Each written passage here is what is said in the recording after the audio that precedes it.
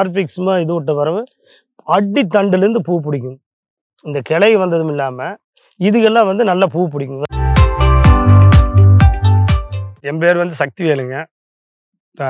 தமிழ்நாடு திண்டுக்கல் மாவட்டம் பழனி தாலுக்கா புஷ்பத்தூர் கிராமம் கண்டிகொண்டன் புதூருங்க.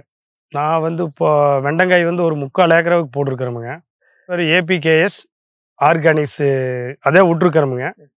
இப்போ வந்து ஃபஸ்ட்டு 2 ட்ரிப்பு வந்து ஃபஸ்ட்டு ஒரு 25 நாளில் ஒருக்கா கொடுத்தா 50 நாளில் ஒருக்கா ஆர்பிக்ஸ் கொடுத்தோமுங்க. அதுக்கப்புறம் வந்து ஃப்ளவரிங் ஸ்டேஜில் வந்து நம்ம FL77 அடித்ததில் கொஞ்சம் நல்லா ஃப்ளவரிங்கும் நல்லா இருக்குது, காய் சைனிங்கு நல்லா இருக்குதுங்க. ஈல்டும் அதாவது நான் எதிர்பார்த்ததை விட ஈல்டும் பரவாயில்லைங்க. 10 லிட்டர் டேங்கில் 250 ml கலந்து அடித்ததுனால நல்லா ஃப்ளவரிங் நல்லா இருக்குது. இப்போது காய் சைனிங்கும் நல்லா இருக்குது. பொரிக்கிறதுக்கும் வந்து காய் உடைக்கிறதுக்கு நல்லா இருக்குதுங்க.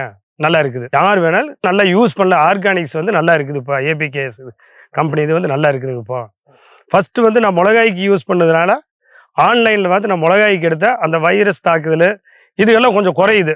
வைரஸ் தாக்குதல் இதெல்லாம் இல்லாமல் நல்லா இருந்ததுங்க. ஈல்டும் பரவாயில்ல. அது FL77 அடித்ததில் கொஞ்சம் ஈல்டு பூ பிடிக்கிறதுக்கு நல்லா இருக்குது.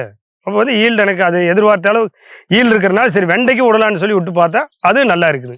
இது வந்து பூ பிடிச்சதுலேருந்து பார்த்தீங்கன்னா கிட்டத்தட்ட வந்து ஒரு பூவு ஒரு நாளுங்க, பிஞ்சு வந்து 2, 3 மொத்தம் வந்து 5 நாளில் வந்து காய் வந்து எடுத்துடலாங்க. பூ பிடிக்கிறதுக்கு வந்து ஃபஸ்ட்டு ஸ்டேஜ் வந்து 50 நாளுங்க. அப்புறம் 1 by 1 வந்துக்கிட்டே இருக்குங்க. அப்புறம் வந்து நீங்கள் ரெகுலராக ஒரு நாள் விட்டு ஒரு நாள் ஒடிச்சிக்கிட்டே இருக்கணும். இது வந்து முக்கால் கண்டிஷனில் நாளைக்கு காலையில் வந்து இன்னும் ஒரு லென்த் அதிகமாகி நாளைக்கு காலையில் ஒடிக்கணுங்க.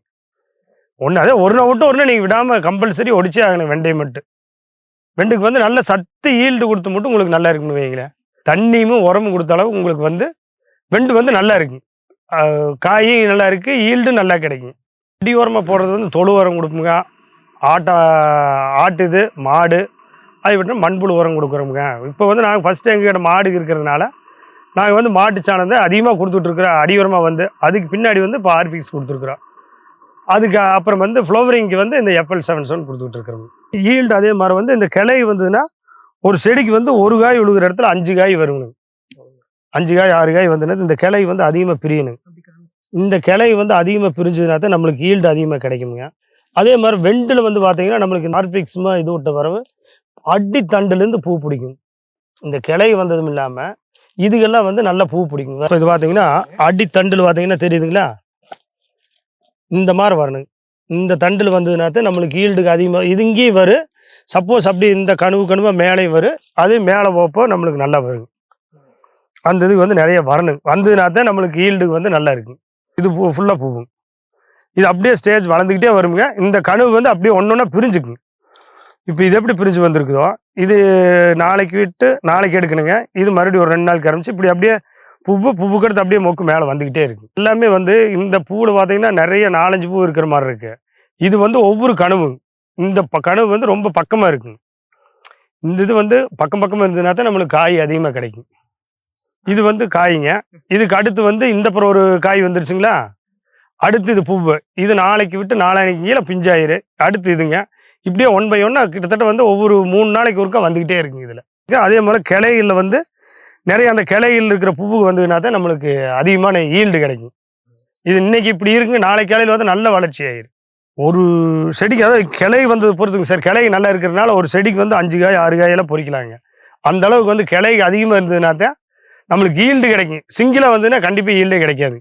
இந்த இதில் வந்து இதுவும் கிடைக்குது. கீழே வந்து நல்லா உங்களுக்கு வேரில் வந்து பூத்தன்மை வந்து இந்த தாட்டி அதிகமாக இருக்குது. வேர்லேயே அதிகமாக இருக்குது. இப்போ இதில் வந்து மேலே வந்து ஒரு காய், கீழே வரையில் எத்தனை காய்ங்க? 5 காய்ங்க.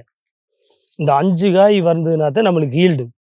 அதில் தான் ஈல்டு கிடைக்கணும் எப்பவுமே. இது அப்படியே இந்த வளர்ச்சி பார்த்தீங்கன்னா கீழே இந்த இடத்துல இருக்குதுங்களா, அடுத்த ஸ்டேஜ் இங்கே வருங்க, அடுத்த ஸ்டேஜ் இங்கே வரும்.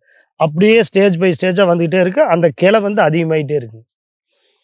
இந்த கிளை வந்து அதிகமாக வந்து இப்போ இந்த பூ பிடிச்சுன்னு இது வந்து இன்னொரு கிளை வந்து வளர்ச்சி ஆயிரும். இப்போ இது ஒரு கிளை, இதில் வந்து 2 கிளை வந்துருச்சுங்களா. அதே மாதிரி இப்போ இதில் வந்து ஒரு கிளையில இதில் 2 வந்துருக்குதுங்களா. இந்த மாதிரி வந்து கிளை பிரியணும். அதிகமாக எந்த அளவுக்கு கிளை பிரியுதோ அந்த அளவுக்கு வந்து நம்மளுக்கு ஈல்டு கிடைக்கும். நல்லா இருக்குது. இந்த இதுக்கு வந்து நல்லா இருக்குதுங்க. இப்போ நீங்கள் இதை வாங்கி எல்லா ஃபார்மருமே வாங்கி நல்லா யூஸ் பண்ணுங்கள். எல்லோரும் ஒரு 10 ரூபா லாபம் எடுக்கிறது நல்லது தானே.